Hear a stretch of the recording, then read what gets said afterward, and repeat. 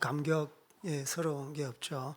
저는 이렇게 차를 타고 가다가 좋은 건물이 있으면 목사, 선교사 눈에는 다 그렇게 보이나 봐요. 그 교회였으면 좋겠다. 교회로서 딱이다. 뭐 그런 생각을 많이 합니다. 왜요? 그 안에 예배자가 있기 때문에 그렇습니다. 예. 건물이면 저는 욕심이 없는데 좀 예배자가 좀 이렇게 많았으면 좋겠다. 그게 바로 하나님의 선한 욕심 아니겠습니까? 그래서 여러분 어디를 가든지 하나님 예배자로 우뚝 서셨으면 좋겠습니다. 우리 다 같이 당신은 예배자입니다. 인사하겠습니다. 당신은 예배자입니다. 우리 주님께서 주신 말씀 신약 성경 보겠습니다. 베드로전서 2장 말씀. 베드로전서 2장 1절로 5절.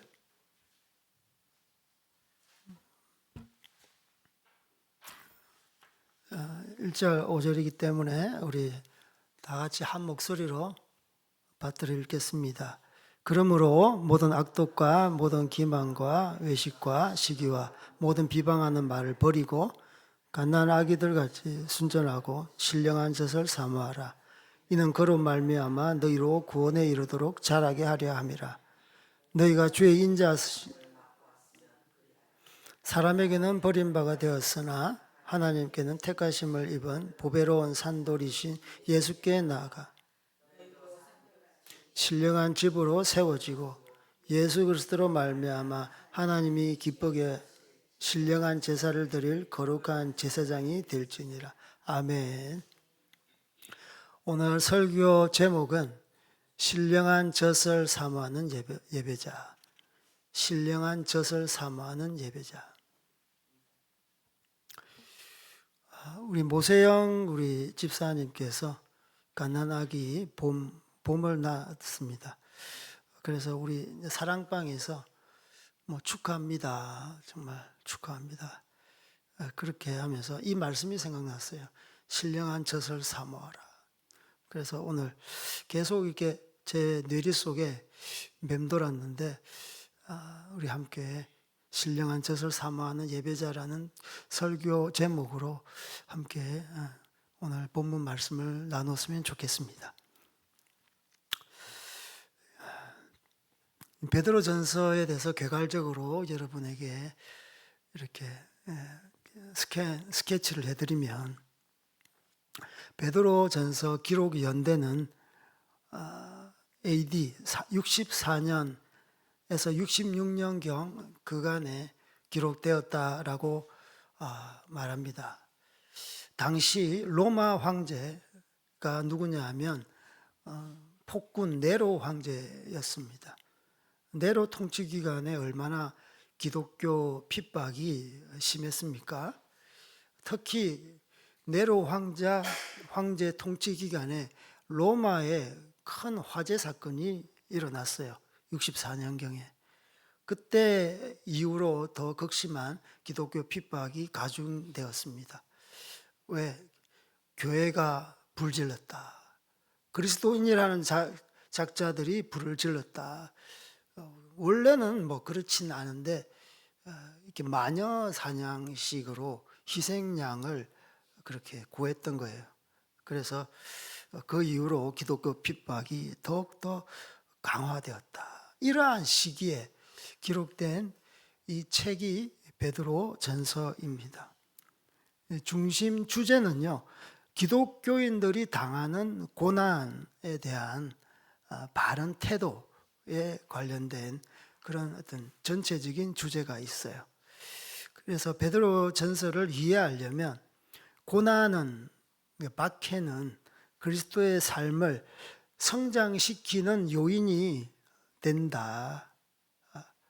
되고 또 이게 잘못 핍박, 고난 이러한 것을 해석했을 때는 오히려 우리 신앙이 파괴되는 그러한 요소가 될 수 있다는 것이죠. 그래서 그리스도인들이 고난을 어떻게 해석하느냐에 따라 우리의 신앙이 성숙하느냐 퇴보하느냐에 달려 있다라고 베드로전서를 어떻게 이제 이해를 할지 접근해야 될지 우리가 생각하고 말씀을 접근했으면 좋겠습니다. 그래서 고난을 어떻게 해석하느냐 굉장히 중요하죠. 여기서 고난이란 말은 자기 욕심 때문에 이렇게 걸려든 고난이 아니라 진짜 말씀대로 살려고 하는데 부딪히는 고난을 이렇게 일컫습니다. 저는 이제 고난을 생각하면서 제가 늘 이렇게 찬양하는 CCM 그 노래가 생각이 났어요. 왜 나만 겪는 고난이라고 슬퍼하지 마세요. 여러분 이거 아세요? 왜 나만 겪는 고난이라고 슬퍼하지 마세요. 예, 이게 진짜 흘러간 노래인데 참 이렇게 좋은 것 같아요. 그 뒤에 나오는 가사는 더 좋아요. 고난의 뒤편에 주님이 주신 축복 미리 보면서 감사하세요. 고난의 뒤편에 이렇게 시작되는데요. 어쨌든 우리가 고난 그 자체만 보면은 저주인 것 같아요. 진짜 슬프고 원통하고 원망스럽지만 고난의 뒤편에 숨겨진 축복이 있다는 거예요. 말씀대로 살아갈 때 때로는 고난, 어떻게 보면 그게 정상적일 수 있어요. 고난 뒤에 하나님의 그 축복하심이 있는 거예요. 우리는 그것을 보고 고난을 맞이하고 그 고난을 넘어가면서 이렇게 주님께 달려가는 것이겠죠. 그래서 이 베드로 전서를 참 우리가 삶 가운데 적용할 때 참 어떤 유익이 참 많습니다. 특별히 우리가 역사의 그 종착점, 말세를 사는 저희들, 그잖아요. 말세를 사는 저희들이잖아요. 종말론적인 어떤 신앙관을 가지는 것은 굉장히 성경적인 겁니다.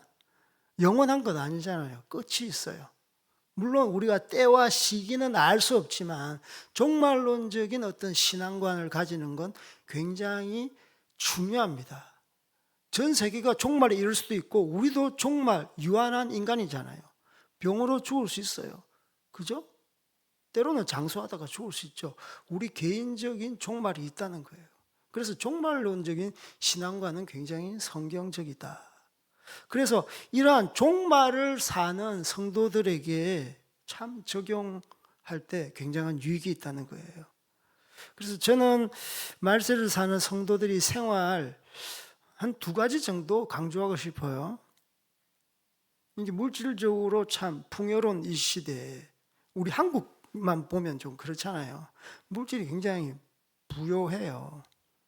누구는 또 뭐 상대적인 빈곤 때문에 어렵다고 그렇게 말할 수 있죠. 하여튼 제 눈에 볼 때는 너무 그냥 풍요로워. 집에 가서 샤워할 때 따뜻한 물 바로 나오잖아. 저는 너무 감사했어요. 성교지는 그렇지 않아. 그래서 어쨌든 풍요로운 이 시대에 우리가 편리만 이렇게 계속 강조하고 그것을 줬다가는 은혜가 안 돼요. 그래서 저는 말세를 사는 성도들에게 한 두 가지 정도? 하나는 구원의 가치가 아주 귀하다. 구원, 그건 따놓은 당상이지. 우리는 구원은 이미 있는 거고, 그 다음. 그런데 구원 하나가 얼마나 귀한 가치가 있는지. 이걸 좀 계속적으로 우리가 삶 가운데 이렇게 누렸으면 좋겠고, 이게 얼마나 가치 있는 것이 좀 우리 삶 가운데 각인되었으면 좋겠어요. 뭐 주식에서 투자한다고 할 때 가치 투자라고 하잖아요. 저는 여러분에게 가치 투자를 했으면 좋겠다고. 복음의 가치가 얼마나 귀한지 그 가치에 투자를 했으면 좋겠어요. 투자가 뭐 던질 투자 자자는 자본의 자자인데 저는 그 자자가 아니라 스스로 자자. 자기를 그냥 던져버려. 복음의 가치에 자기를 던지는, 구원의 그 가치에 자기를 던지는 거예요. 그렇지 않습니까? 영혼 구원만큼 귀한 가치가 없어요. 구원으로 시작했다 딴 길로 가는 사람들이 얼마나 많습니까? 두 번째로는요,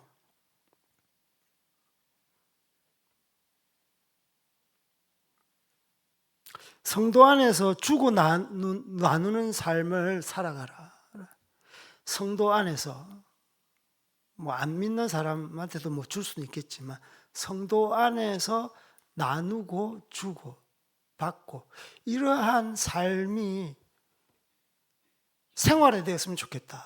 성령님께서 임재했을 때 우리의 물건을 필요에 따라 유무상통하는 초대교회, 그게 물건이 막 주고받는 거예요. 말세가 되면요, 뭐 666 요한계시록에 있잖아요. 666 뭐 저는 뭐 그 표시 666 그걸 뭐 그 의미가 있잖아요. 666이란 말은 무엇입니까? 매매하지 못하게 하는 거예요.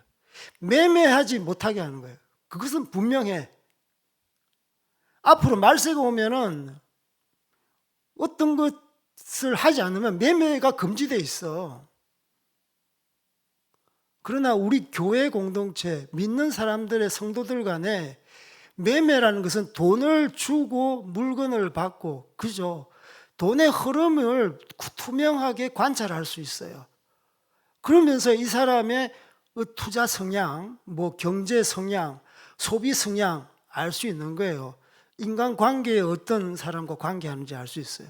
그러나 이 교회 공동체 안에는 필요에 따라 유무상통하는 경제 공동체가 되어야 되고 주고받는 것이 이렇게 활성화되어야 되는 거예요. 왜? 세상 사람들이 보지 못하게 우리는 돈이 왔다 갔다 하는 것이 아니라 그냥 물건만 왔다 갔다 하는 것이기 때문에 증거가 안 남아. 그래서 우리 경제는, 우리 믿음의 그리스도의 교회의 경제는 폐쇄적인 경제 공동체가 되어야 되는 거예요. 그러면 세상 사람들이 막 증거를 못 잡아요. 너 뭐 이렇게 뇌물 줬지? 이거 못해. 이러면 우리는 사랑으로, 뭐 숫자가 찍혀 있지 않아. 그냥 필요에 따라 주고받는 거예요. 아주 폐쇄적인 공동체면서도 666 시대를 대비하는 그러한 공동체가 될 수 있는 거예요. 그래서 구원의 가치를 두고 우리가 물건을 필요에 따라 서로 이렇게 유통하고, 그러면서 이 말세를 우리가 이겨낼 수 있을 뿐더러 더 우리가 풍요롭게 주님 안에서 주님의 재림을 맞이할 수 있다는 거예요. 이해가 되십니까? 제가 늘 강조했던 건데, 말세에 사는 우리 교회가 어떻게 해야 되는가? 구원의 가치를 어떤 가치보다 귀하게 여기고 우리의 물건을 필요에 따라 이렇게 폐쇄적인 공동체 안에서 유무상통하는 것, 이게 바로 정말 사랑이 넘치는 공동체 아니겠습니까? 그래서 오늘 이제 본문으로 넘어가겠습니다.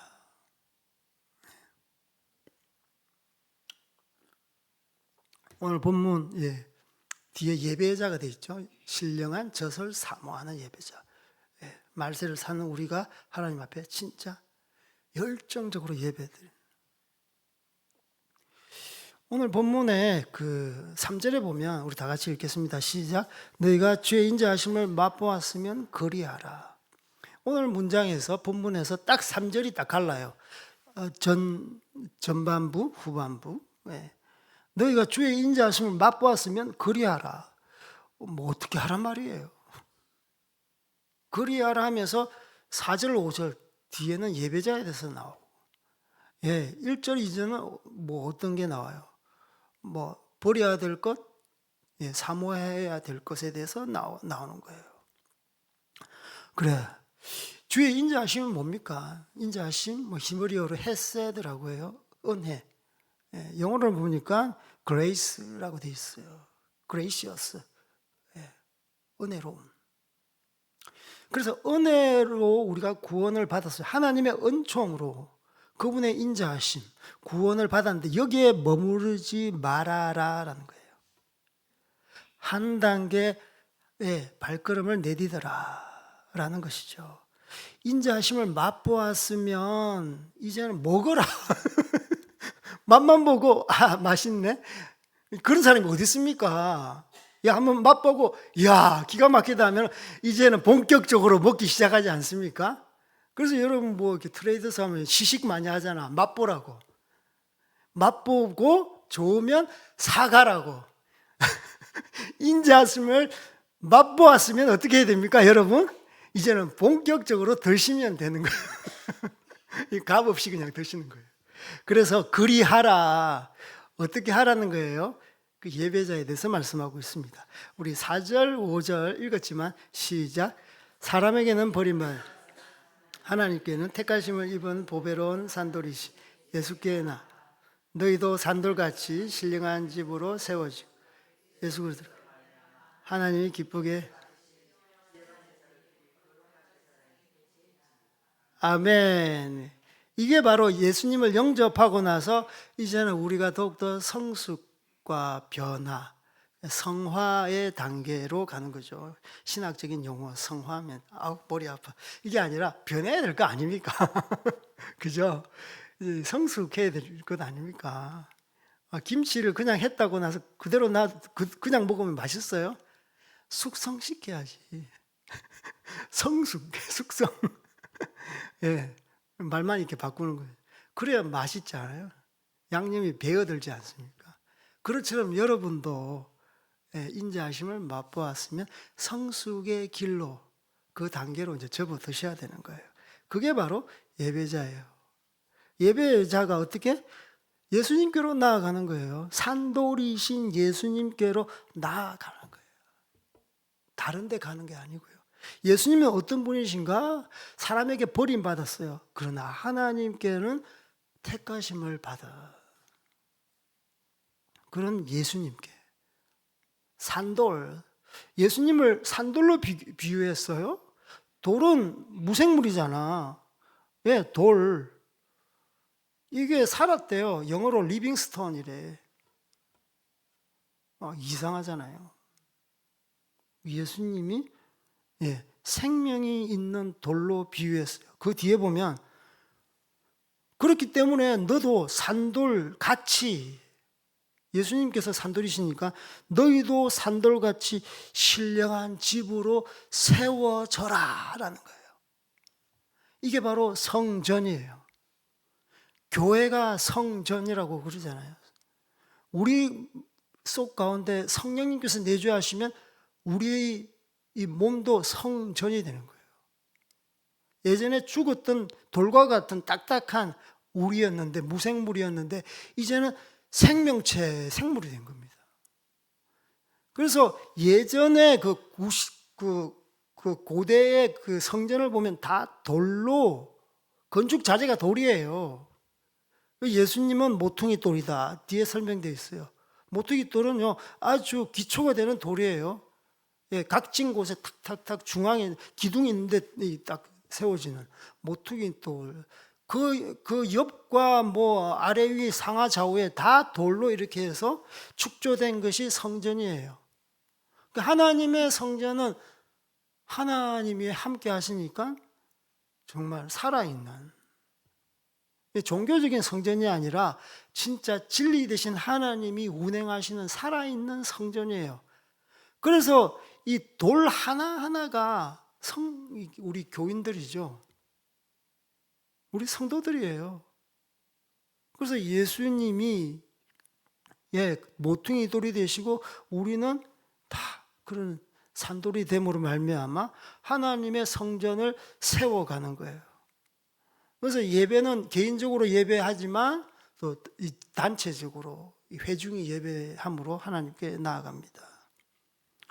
세워지고 예수 그리스도로 말미암아 하나님이 기쁘시게 받으실 신령한 제사를 드릴 거룩한 제사장이 될지니라. 하나님이 기쁘시게 받는데요. 이게 바로 신령한 제사예요. 이렇게 영험하고 막 분위기가 신령한 그게 아니라 하나님이 받으시면 그게 신령한 제사예요. 아시겠습니까? 하나님이 받으시지 않으면 아무리 신령스럽게 분위기를 확 이렇게 해도 그것은 아주 세속적이고 난잡한 그런 그냥 의식에 불과한 거예요. 그래서 거룩한 제사장이 될지니라. 인자하심을 맛보고 어떻게 그리하라. 거룩한 제사장이 되라. 거룩한 예배자가 되라. 그래서 거룩한 예배자, 참 우리가 거룩한 예배자 말만 들어도 흐뭇하고 가슴이 그냥 따뜻해지지 않습니까? 하나님은 이 땅 가운데서 예배자를 찾으시는 거예요. 영과 진리로 예배하는 예배자. 이 예배자 어딨노 하고 찾는 거예요. 왜? 예배자를 통해서 하나님은 일하고 싶어하는 그러한 욕심이 있으세요. 더러운 사람하고는 나는 일하고 싶지 않아. 거룩한 자, 거룩한 예배자, 하나님 마음에 합한 자, 자기의 감정에 지배되지 아니하고 상황과 환경, 시대적인 흐름에 지배되지 아니하고 내 마음과 딱 맞는 사람, 어떤 곳에서 어떤 상황 속에서 나를 찬양하고 예배하는 예배자, 말씀을 지키는 예배자, 그 예배자를 하나님은 함께 동역하고 싶어 하는 겁니다. 그래서 예배자는 어떤 걸 이렇게 추구해야 되는지, 우리 1절, 2절을 보면 마땅히 예배자가 어떻게 뭘 추구해야 되는지 나옵니다. 우리 1절, 2절 다 같이 시작.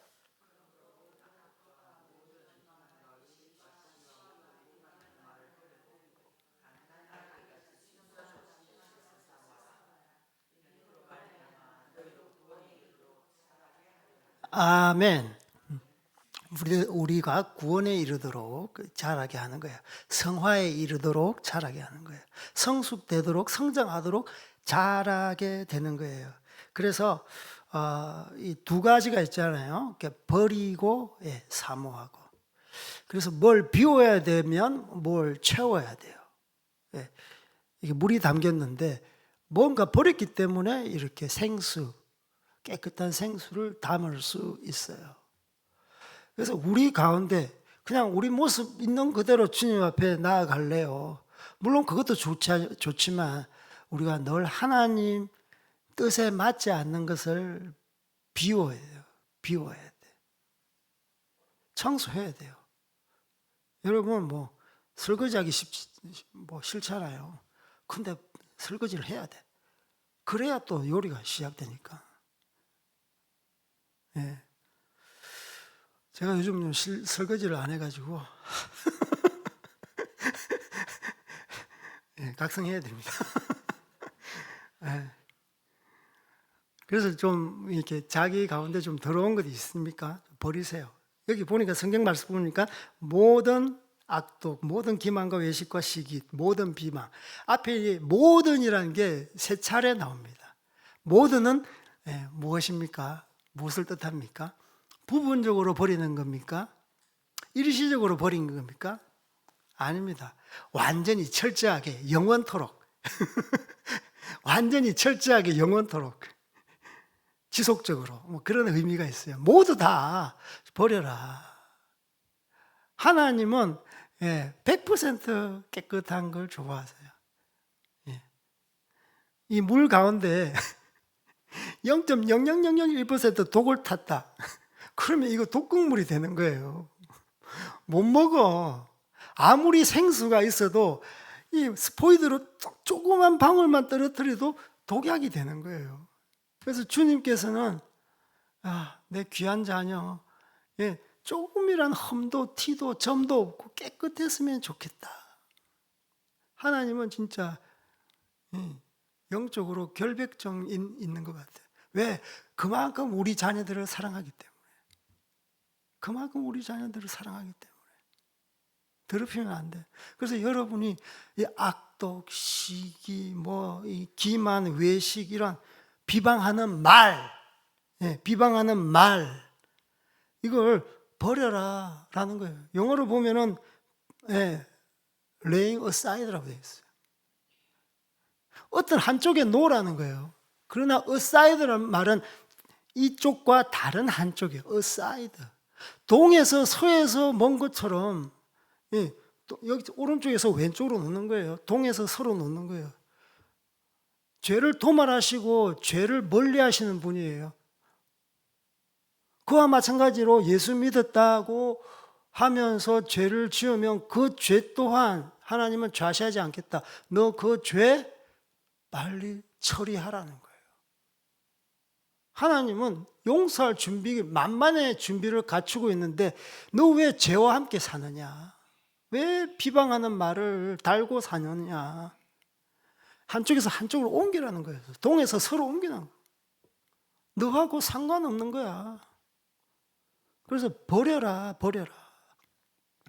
그리고 나서 뭘 채우는 거예요. 사모하라는 겁니다. 갓난 아이들 같이 순전하고 신령한 젖을 사모하라. 예, 신령한 젖을 사모하라. 우리 다 같이 한 목소리로 신령한 젖을 사모합시다. 신령한 젖을 사모하라. 이 말은 무엇인가? 예, 여러분이 뭐 아기가 되어서 젖을 먹으라. 예, 서울 분유 사라 이 말이 아니고요. 우리 1절에 보면 그러므로라고 되어 있죠. 그러므로라는 말은 무엇입니까? 앞에 있는 문장과 뒤의 문장을 이어주는 거예요. 그러므로라는 말은 이어줄 뿐더러 앞에 있는 내용을 종결해서 결론을 내는 거예요. 그러므로 뭐하다. 그렇기 때문에, 그러므로, 그리하여. 앞에 있는 것을 이렇게 요약해서 강조할 때 또 쓰이기도 하고. 어쨌든 종결적인 의미로. 그래서 그러므로 앞에 어떤 내용이 나옵니까? 25절 시작. 오직 주의 말씀을 세세토록 있도다 하였으니 너에게 전한 복음이 곧 이 말씀이니라. 아멘.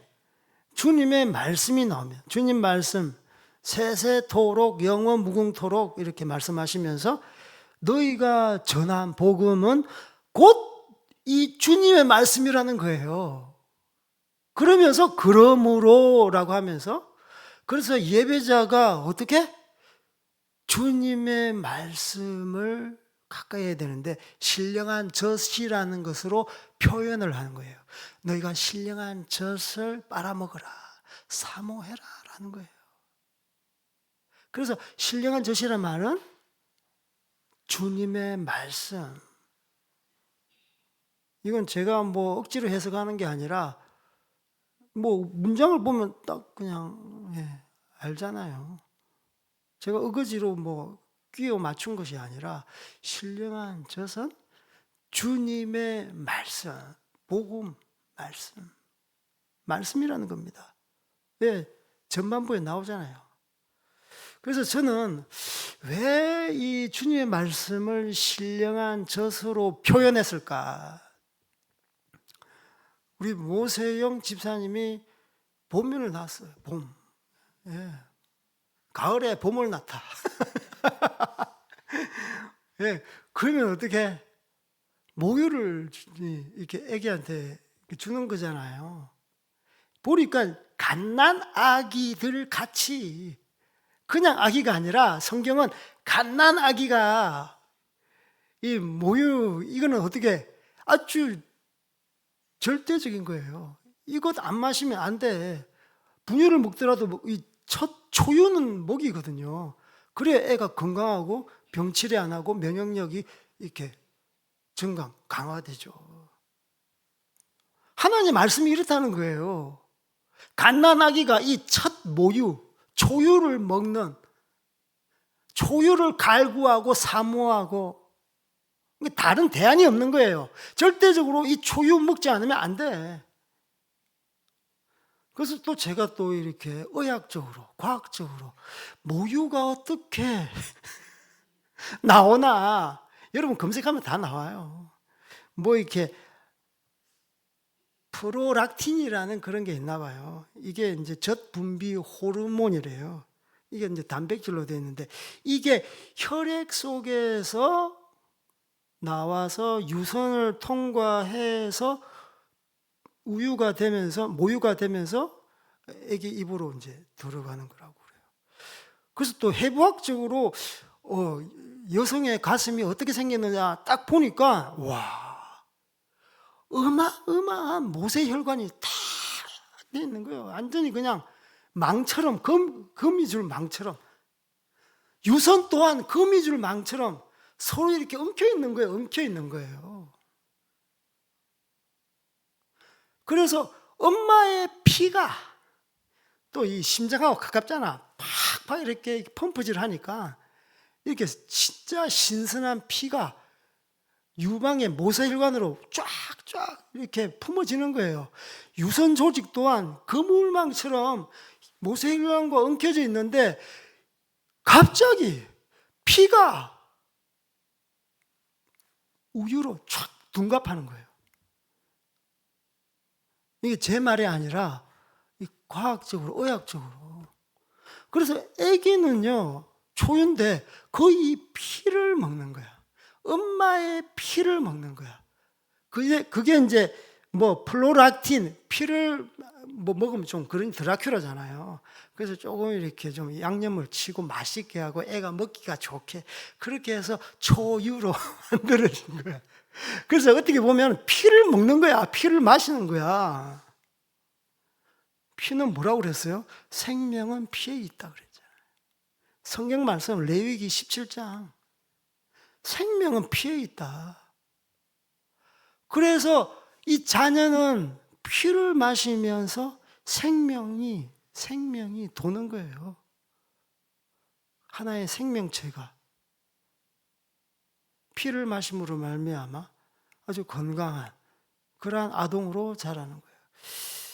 이게 하나님의 창조 질서고 하나님께서 가장 사랑하는 인간을 창조하신 거고 생명이 생명을 낳을 때 이러한 어떤 시스템, 체계를 통해서 모유가 생성되고 이 아이는 이 모유, 이 초유를 먹을 때 건강하고 성장하고 건강한 아동으로 자랄 수 있는 거예요.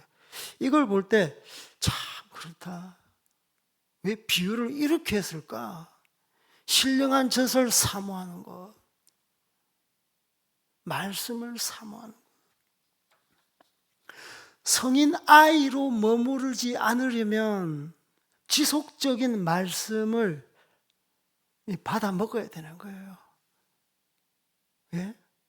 피 속의 모든 영양분, 우리가 필요한 산소가 다 들어가 있잖아요. 거의 농축돼 있어요.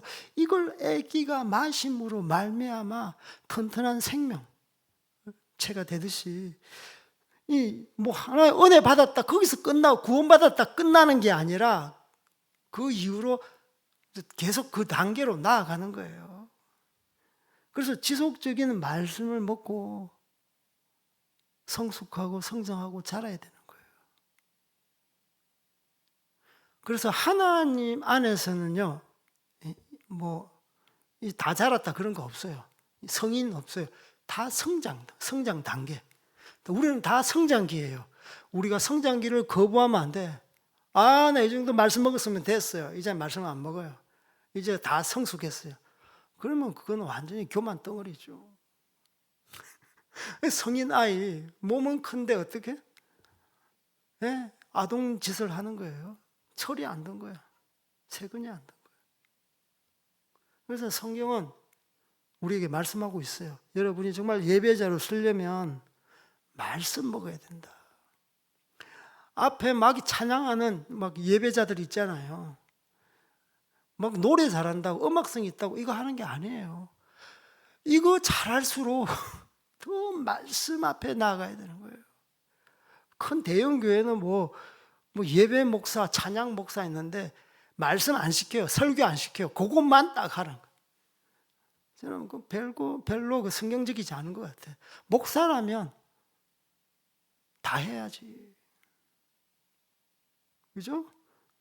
아니 서양 사람들 힐송, 우리나라도 힐송이 들어와가지고 그건 좋아요. 근데 하나님 찬양하는 거라서. 근데 그 찬양하는 예배자의 작태를 보면 나는 머리가 너무 아파. 머리 헝클어져 있고 몸에 문신해 있고 떨어진 천바지 있고 내가 딱 볼 때 말씀 안 먹어서 그런 현상이 나타나는 것 같아. 자유로워 그냥. 그냥 이상한 영에 쓰인 것 같아요. 나는 그거 보면서. 그래서 진정한 예배자가 되려면 우리가 어떻게 해야 되는가? 하나님 말씀 먹을 때 아주 균형 잡힌 그런 성도로 성장할 수 있는 겁니다. 이 말씀을 선포하는 선교사, 목사, 저도 또한 마찬가지예요. 이 정도 말씀 먹었으면 됐어.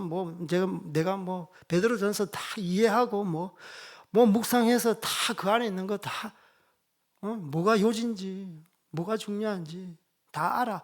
그렇게 하는 순간 저는 타락의 고속도로를 타는 거예요. 목사 타락 다 하잖아요. 선교사들 타락 다 해요. 왜? 신령한 신선한 젖을 사모하지 않기 때문에 오늘 주님 나에게 주시는 말씀, 지금 이 시대에 우리에게 허락하시는 말씀, 나에게, 우리 가정에, 우리 교회에 적용할 말씀이 무엇입니까? 그 말씀이 살아있는 말씀이죠. 저번에 그랬잖아요. 이 텍스트, 파일로 된 텍스트 된 이 말씀이 살아있으려면 어떻게 해야 됩니까? 예배해야 된다고. 기도해야 된다고. 그러면 우리가 성경 말씀을 읽을 때 그냥 일반 독서하듯이 읽습니까? 기도하고 성경책 읽고 기도하고 마치고. 왜? 성령님께서 조명하여 주십시오. 내 눈으로 읽지 마시고 당신의 눈으로 읽게 하여 주십시오. 그것 아닙니까? 그래서 예배자, 기도자를 통해서 말씀이 어떻게 돼? 활자체가, 철자체가 살아 역사하는 활성화되는 거예요. 그래서 예배자는 그때그때 신령한 하나님의 영으로 예배하고 찬양하고 기도하고 삶 가운데 그렇게 생동감 있게 살 수가 있지 않겠습니까?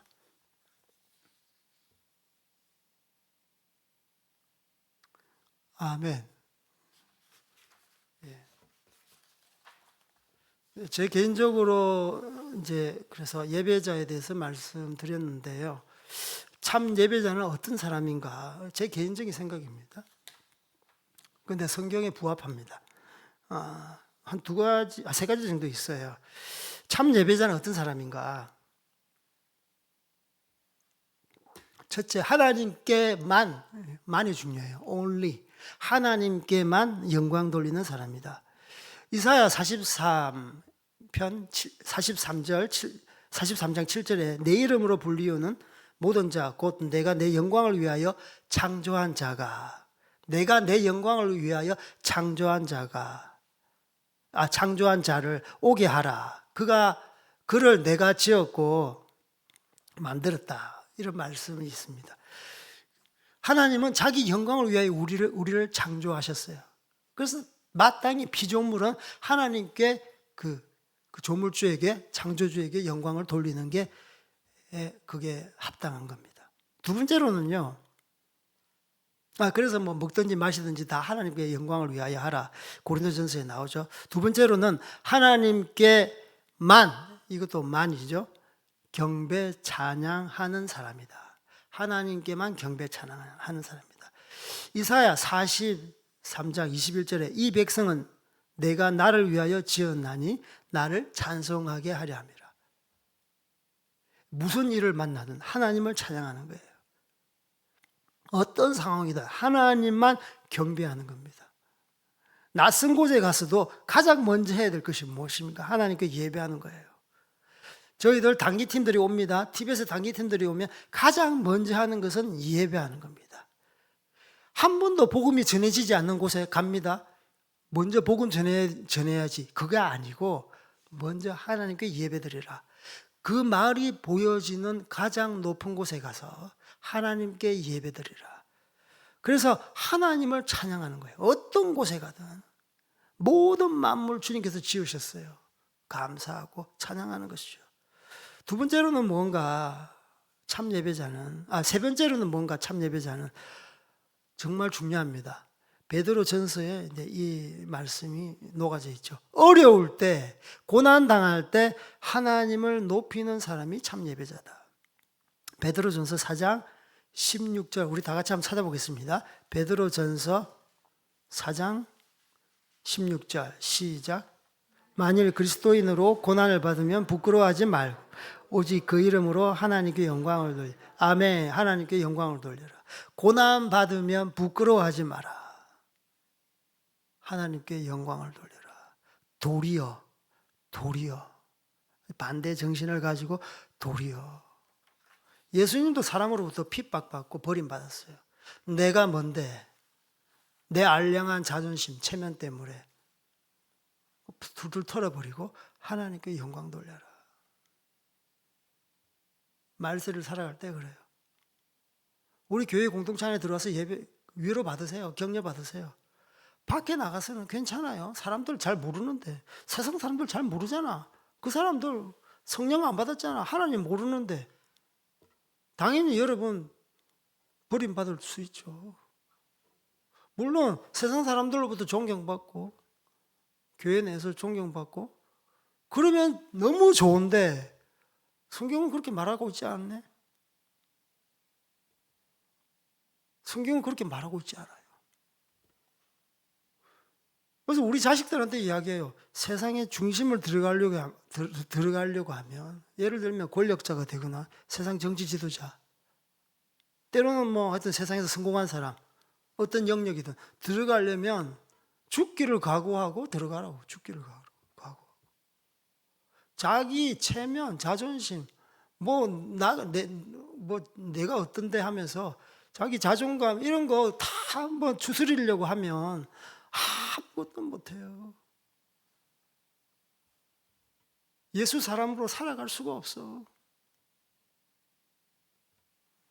그래서 예배자가 뭔가 고난 가운데서도 하나님께 영광을 돌려드리는 거예요. 이 스피릿이 정말 이 말세 이 시대 가운데 우리에게 필요한 영성이 아닌가요? 예배자의 영성 여러분 들어보셨어요? 예. 그냥 앞에서 그냥 예배하는 게 아니라 물론 우리가 이 공중 예배에서 예배를 드려야 되겠지만 이제 치열한 삶의 현장 속에서 영적 전쟁이 곧 우리 현실의 전쟁이에요. 서로 분리해서 나눌 수는 없는 겁니다. 그렇잖아요. 그래서 여러분 자녀 세상에서 물론 성공하면 좋죠. 박수치고 좋을 거. 그런데 중요한 것은 거기서 영광을 맛보면 안 됩니다. 하나님께 영광 돌려드려야 되죠. 그러면 죽기를 각오하고 세상의 중심으로 들어가야 돼요. 그래서 여러분 정말 하나님 앞에 진정한 예배자 되기를 주님 축복합니다. 신령한 젖을 사모하는 예배자 되기를 주님의 이름으로 소망합니다.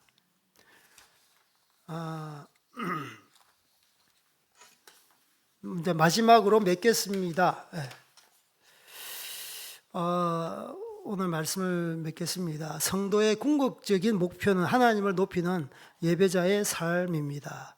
세상은 알아주지 않아도 하나님이 알아주는 사람은 거룩한 예배자로 서는 사람입니다. 하나님이 기쁘시게 받으실 신령한 제사를 드릴 거룩한 제사장으로 우리를 이 땅에 세우셨습니다. 하나님의 인자하심을 입은 거룩한 예배자는 성장을 갈구합니다. 구원의 초보에 머무르지 않습니다. 성장하기 위해 무엇을 버리고 무엇을 채워야 할지 압니다. 거룩한 예배자는 하나님이 싫어하는 모든 악독, 기만, 외식, 시기, 비방하는 말을 가감없이 버립니다. 반면에 거룩한 예배자는 하나님이 마치 갓난아기가 신령한 젖을 사모하듯 하나님 말씀을 사모합니다. 마치 목마른 사람이 시냇물을 찾아 헤매듯 말씀을 사모합니다. 함께 찬양했으면 좋겠습니다. 오늘 말씀을 생각하시면서 200장 달고 오묘한 그 말씀,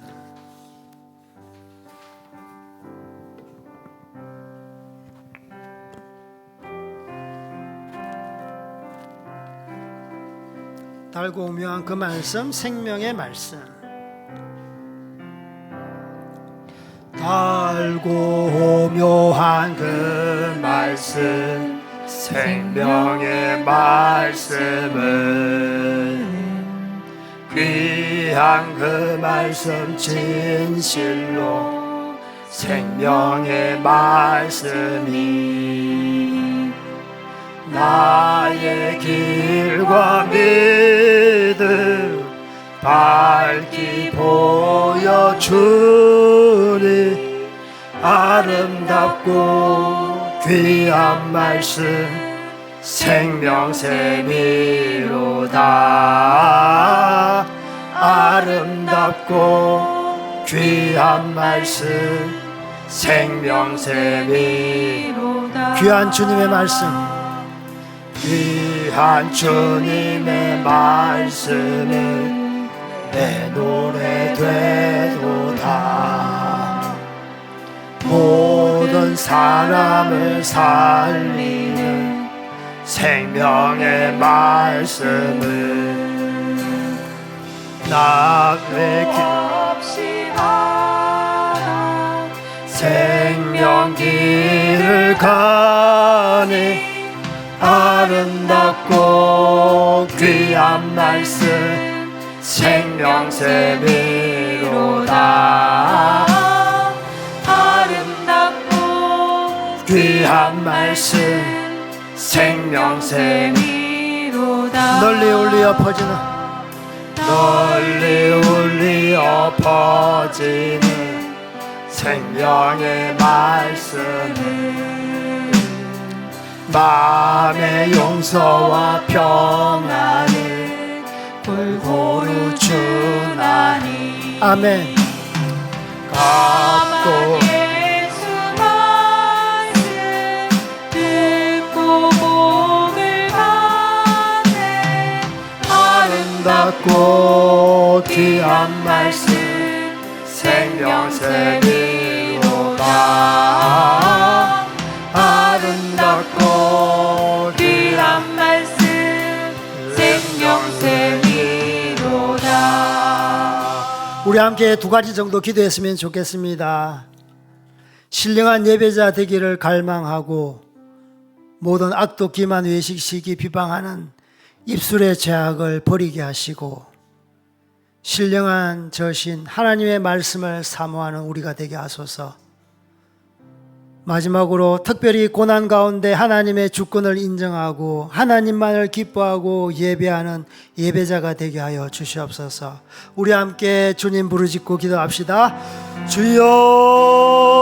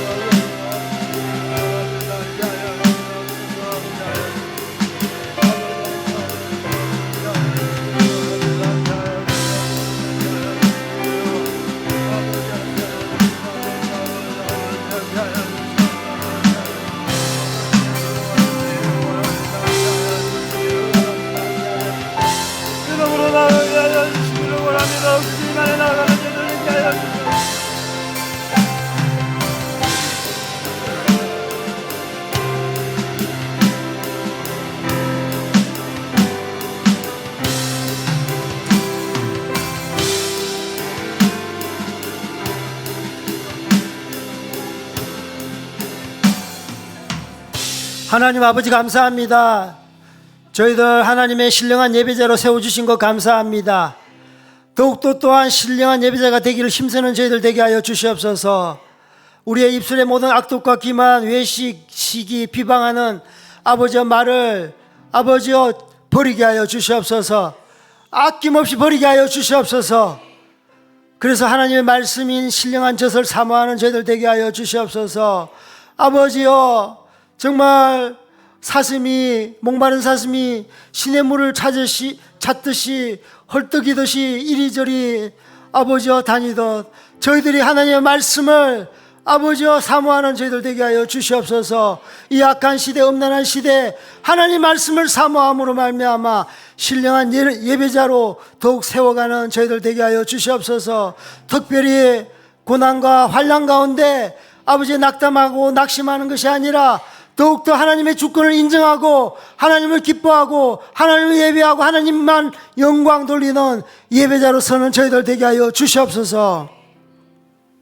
지금은 죄와 죽음에서 우리를 구원하시는 예수 그리스도의 은혜와 하늘과 땅을 지으시고 지금도 통치하시는 무한하신 하나님의 사랑과 성령 하나님의 감화와 감동하심과 교통하심이 이제로부터 지금의 신앙으로 만족하거나 안주하지 않고 하나님의 말씀 즉 신령한 젖을 사모하는 예배자로 살아가기로 다짐하는 모든 성도들과 그 자녀와 가정 그리고 우리 12광주리 교회 머리 위에 영원토록 함께 하심을 간절히 축원하옵나이다.